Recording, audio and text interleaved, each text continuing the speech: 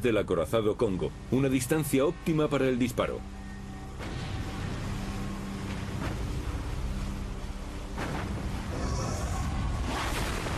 A las 7:30 el Kongo dispara 3 proyectiles de 35 centímetros. Los obuses de 680 kilos vuelan a 800 metros por segundo. Finalmente, atraviesan la cubierta del Johnston y alcanzan la sala de máquinas. La velocidad del barco norteamericano se ve reducida a la mitad. Ya solo navega a 17 nudos. Es una presa fácil. Segundos después, 3 proyectiles de 6 pulgadas, probablemente del Yamato, destrozan el puente.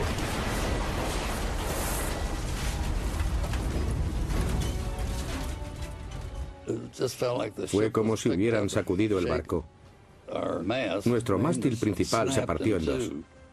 Tras los impactos, yo estaba alerta a todo lo que ocurría y vi cómo el mástil se venía hacia abajo. Fue un caos absoluto.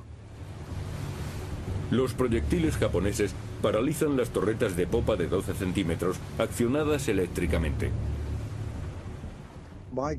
Mi cañón estaba bajo el control del artillero jefe, pero cuando recibimos ese impacto todo se bloqueó. Mis cascos, por los que recibía las órdenes, dejaron de funcionar. Perdimos la conexión eléctrica del cañón. Nos quedamos fuera de servicio.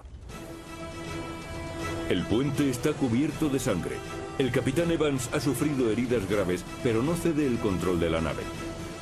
El capitán Evans se ve obligado a abandonar el puente y pasar al timón de popa. En el puente no queda nadie. No se ven más que vísceras. Es la escena de una carnicería inimaginable. Increíblemente, los equipos de reparación del Johnston consiguen recuperar 2 de las 5 torretas con cañones de 12 centímetros. El comandante Evans está decidido a seguir luchando y el Johnston sigue en pie. Los otros barcos se preparan para entablar combate. Mientras, los pilotos de los portaaviones del Taffy 3 se lanzan contra la enorme fortaleza flotante de la armada japonesa.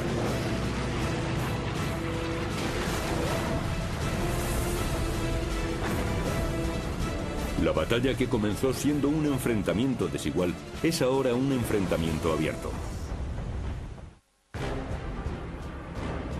25 de octubre de 1944.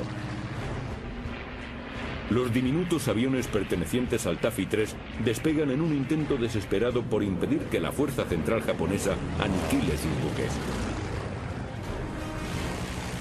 Estos cazas y bombarderos están armados para ataques a tierra y misiones contra submarinos. Sus armas son virtualmente inútiles contra los grandes barcos japoneses. Muchos de ellos están armados con poco más que cargas de profundidad o ametralladoras. En algunos casos carecen por completo de armamento y se dedican a hostigar a los barcos de la fuerza central. Hacen cualquier cosa para impedir que los enormes buques nipones persigan y hundan a sus portaaviones a placer. El teniente Robbie vuela con una división de cazas FM-2 Wildcats provenientes del portaaviones de escolta Gambier Bay. El piloto de 24 años avanza a través de una tormenta de fuego antiaéreo. No estaba asustado, pasaba miedo después, no durante la acción. Robbie avanza desde 1200 pies, atacando a los destructores japoneses con sus ametralladoras de calibre 50. Apuntaba a los torpedos que transportaban las propias naves, porque si los hacía estallar, dejaría a los barcos fuera de combate. Muy pronto, los otros portaaviones de escolta Taffy 1 y 2, situados a 30 millas al sur, hacen despegar a sus Wildcats y Avengers.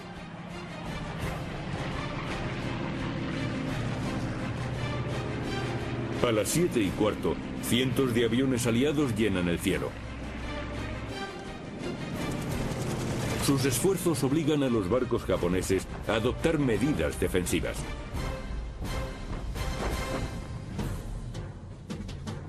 Esta pausa en el ataque japonés permite a los destructores Hall y Herman lanzar sus torpedos. Los del Herman se desvían de su objetivo, pero avanzan hacia el Yamato. El buque insignia japonés tiene que virar completamente para evitar el impacto. Desde la carlinga de su FM-2 Wildcat, Robbie observa la maniobra del Yamato y decide atacarlo con sus ametralladoras. Empecé a disparar a las posiciones antiaéreas de la cubierta de proa porque estaban desprotegidas. Pero cuando ya no podía dispararles porque volaba demasiado bajo, disparé al puente hasta agotar la munición. Sorprendentemente, tras el ataque estadounidense, el Yamato no vuelve al combate. Pero la fuerza central de Kurita todavía conserva un temible poder bélico. A las 7:35, el diminuto destructor norteamericano de escolta Samuel B. Roberts se une a la batalla y lanza sus torpedos contra el acorazado Chokai.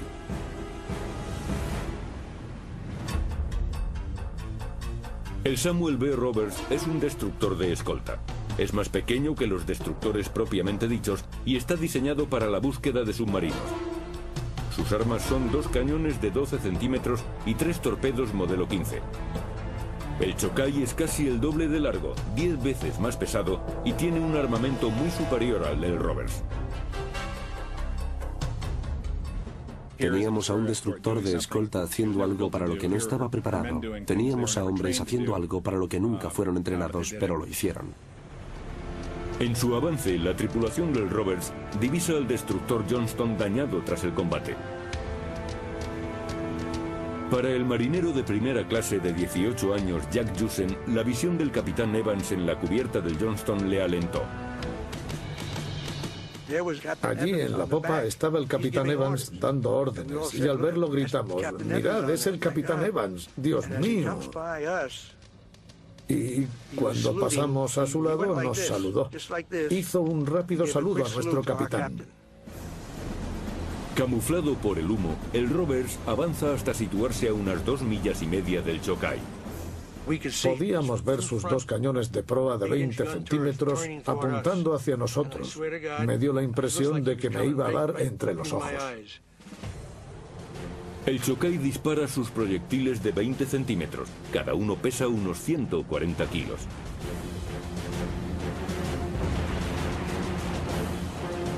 Pero el Roberts se ha acercado tanto que el crucero japonés no puede ajustar sus cañones y sus obuses se pasan de altura.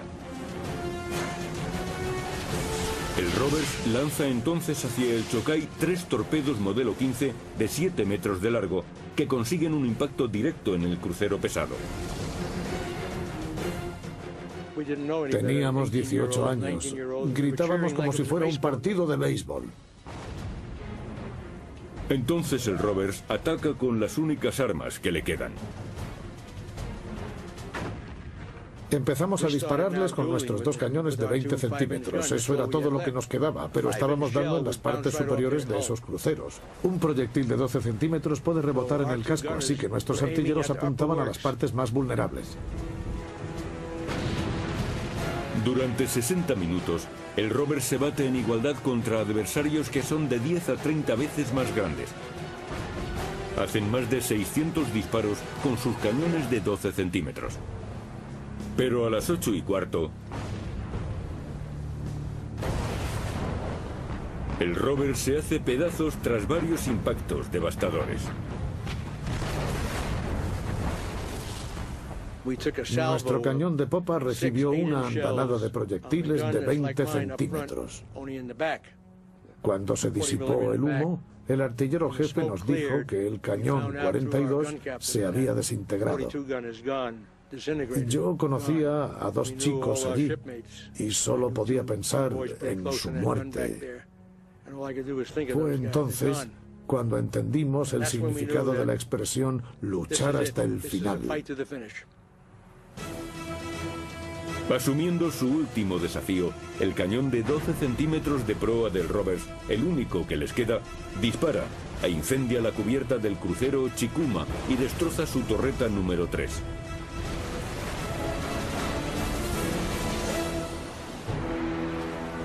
Momentos después, 3 proyectiles de 35 centímetros provenientes del acorazado Congo impactan en el Roberts, abriendo un agujero de 12 metros en el casco cerca de obligado a abandonar el puente y pasar al timón de popa. En el puente no queda nadie. No se ven más que vísceras. Es la escena de una carnicería inimaginable. Increíblemente, los equipos de reparación del Johnston consiguen recuperar 2 de las 5 torretas con cañones de 12 centímetros. El comandante Evans está decidido a seguir luchando y el Johnston sigue en pie. Los otros barcos se preparan para entablar combate. Mientras, los pilotos de los portaaviones del Taffy 3 se lanzan contra la enorme fortaleza flotante de la armada japonesa.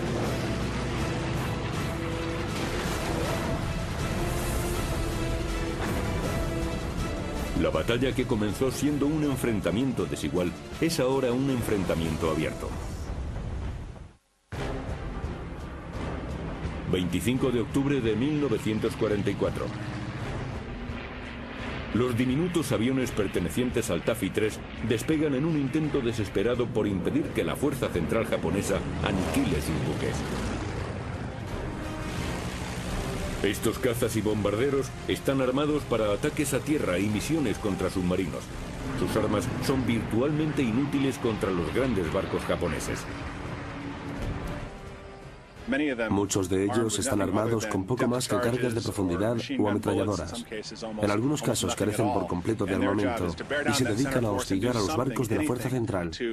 Hacen cualquier cosa para impedir que los enormes buques nipones persigan y hundan a sus portaaviones a placer. Del acorazado Congo, una distancia óptima para el disparo.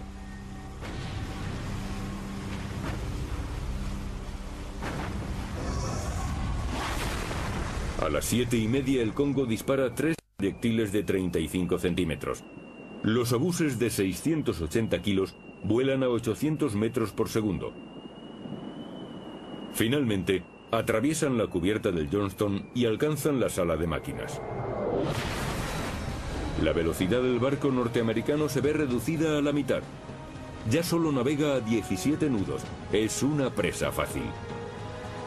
Segundos después, 3 proyectiles de 6 pulgadas, probablemente del Yamato, destrozan el puente.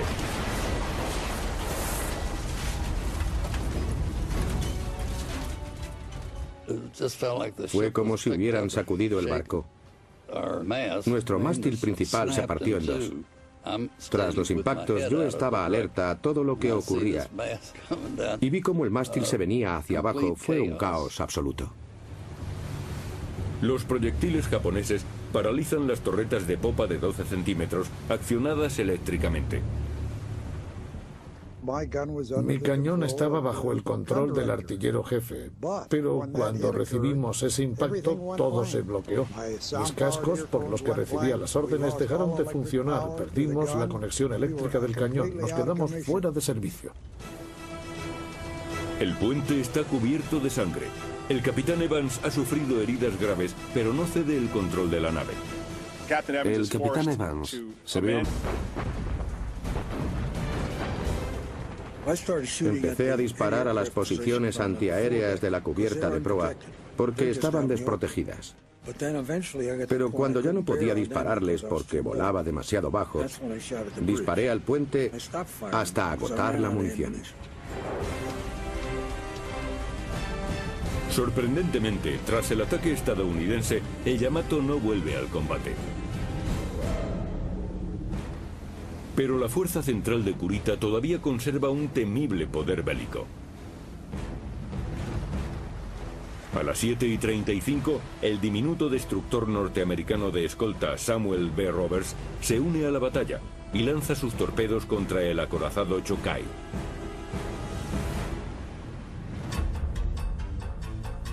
El Samuel B. Roberts es un destructor de escolta.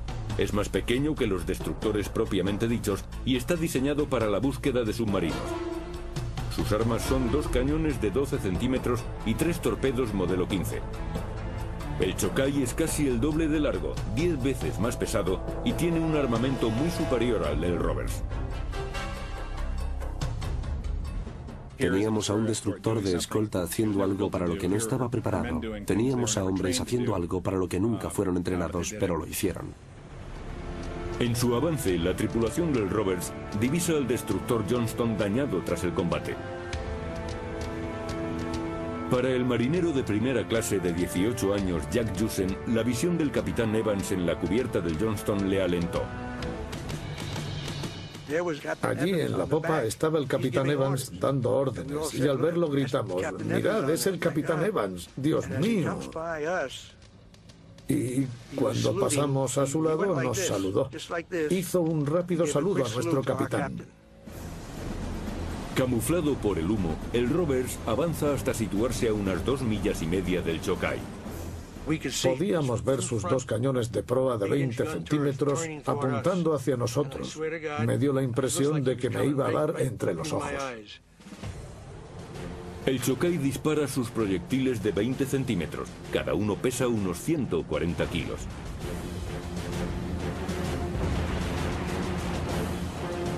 Pero el rover se ha acercado tanto que el crucero japonés no puede ajustar sus cañones y sus obuses se pasan de altura. El rover lanza entonces hacia el Chokai 3 torpedos modelo 15 de 7 metros de largo que consiguen un impacto directo en el crucero pesado. Teníamos 18 años. Gritábamos como si fuera un partido de béisbol. Entonces el Rovers ataca con las únicas armas que le quedan. Empezamos a dispararles con nuestros dos cañones de 20 centímetros. Eso era todo lo que nos quedaba, pero estábamos dando en las partes superiores de esos cruceros. Un proyectil de 12 centímetros puede rebotar en el casco, así que nuestros artilleros apuntaban a las partes más vulnerables. Durante 60 minutos, el rover se bate en igual. El teniente Robbie vuela con una división de cazas FM-2 Wildcats provenientes del portaaviones de escolta Gambier Bay. El piloto de 24 años avanza a través de una tormenta de fuego antiaéreo. No estaba asustado, pasaba miedo después, no durante la acción. Robbie avanza desde 1200 pies, atacando a los destructores japoneses con sus ametralladoras de calibre 50. Apuntaba a los torpedos que transportaban las propias naves, porque si los hacía estallar, dejaría a los barcos fuera de combate. Muy pronto, los otros portaaviones de escolta Taffy 1 y 2, situados a 30 millas al sur, hacen despegar a sus Wildcats y Avengers.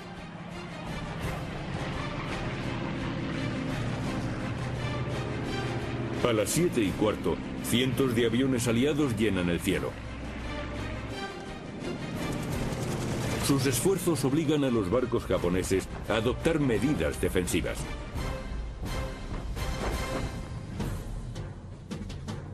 Esta pausa en el ataque japonés permite a los destructores Hall y Herman lanzar sus torpedos. Los del Herman se desvían de su objetivo, pero avanzan hacia el Yamato. El buque insignia japonés tiene que virar completamente para evitar el impacto. Desde la carlinga de su FM-2 Wildcat, Robbie observa la maniobra del Yamato y decide atacarlo con sus ametralladoras.